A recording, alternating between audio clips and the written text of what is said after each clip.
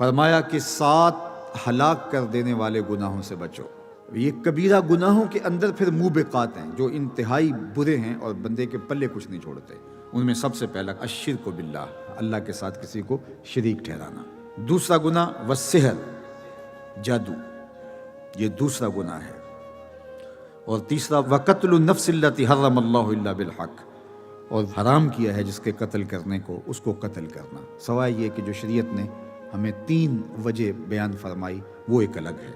وَأَكْلُ الرِّبَا، اور سود خوری، وَأَكْلُ مال الیتیم، اور یتیم کا مال کھانا، وَالتَّوَلِّ یوم الزحف، اور جنگ کے دن پیٹ پھیر کے بھاگ جانا، وَقَذْفُ الْمُحْصَنَاتِ الْمُؤْمِنَاتِ الْغَافِلَاتِ، شریف زادیوں پر بدکاری کی تہمت لگانا، نیک خواتین پر گناہ کی، بدکاری کی، برائی کی تہمت لگا دینا۔ یہ 7 گناہ اللہ کے محبوب علیہ السلام نے بیان فرمائے، اور ان میں سے سب سے پہلا گناہ جو ارشاد فرمایا وہ فرمایا شرک ہے۔ تو شرک کی معافی نہیں ہے، اپنے دامن کو شرک سے بہر صورت پاک رکھنا ہوگا، اور اللہ جل شانہ کے ساتھ اپنے تعلق کو مضبوط سے مضبوط تر کرنا ہوگا۔ ہماری زندگی اسی کی چوکھٹ کی گداگر ہے، اسی کی دہلیز کی بکاری ہے۔ دوسرا شخص جو آج کی بابرکت رات کے اندر بھی نہیں بخشا جاتا وہ مشاہن ہے۔ ایک تیسرے شخص کا ذکر بھی ایک اور حدیث میں آیا ہے جو اس رات کو معاف نہیں کیا جاتا، جو ماں باپ کا بے ادب اور گستاخ ہے، آج جیسی بابرکت شب میں اللہ کی رحمتوں سے محروم رہتا ہے۔ 3 شخص ایسے ہیں قیامت کے دن اللہ تعالیٰ ان کی طرف نظر رحمت سے دیکھے گا بھی نہیں۔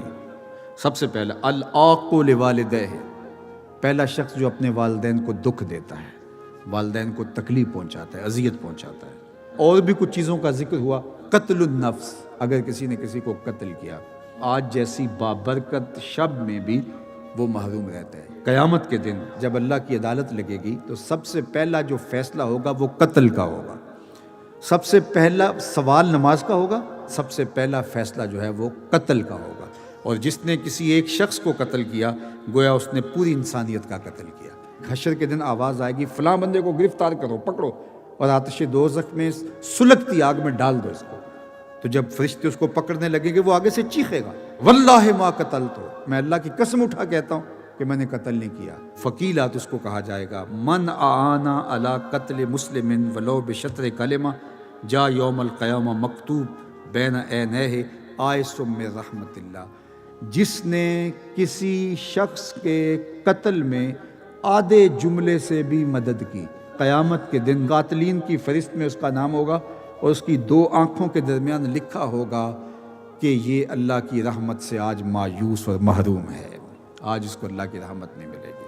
آدھے جملے سے ہلا شیری دی، کسی شخص کو ترغیب دی کہ پھر اس کی وجہ سے قتل ہو گیا، اور یہ اتنا بڑا جرم ہے قتل کرنا جس نے ایک شخص کو قتل کیا۔ بلکہ ایک روایت میں آتا ہے کہ اگر کسی شخص کے قتل میں ساری دنیا بھی شامل ہو اور اللہ اس کی سزا میں ان سب کو پکڑ کے جہنم میں ڈال دے، اللہ کو پھر بھی پرواہ نہیں ہے۔ یعنی قتل اللہ کے نزدیک کتنا بڑا جرم ہے۔ اور ہمارے دیہاتوں کے اندر بعض اوقات قاتل کو داد دی جاتی ہے کہ دلیر آدمی ہے، بہادر آدمی ہے، اس کا قتل ناحق کرنا، اس کو دلیری جرت کے ساتھ تعبیر کر کے اس کی حوصلہ افزائی کی جاتی ہے۔ اور پروان چڑھتے ہوئے بچوں کو جب ایسے لوگوں کی جو قاتل تھے ان کی کہانیاں سنائی جائیں گی تو یہ آدھے جملے سے مدد ہوگی۔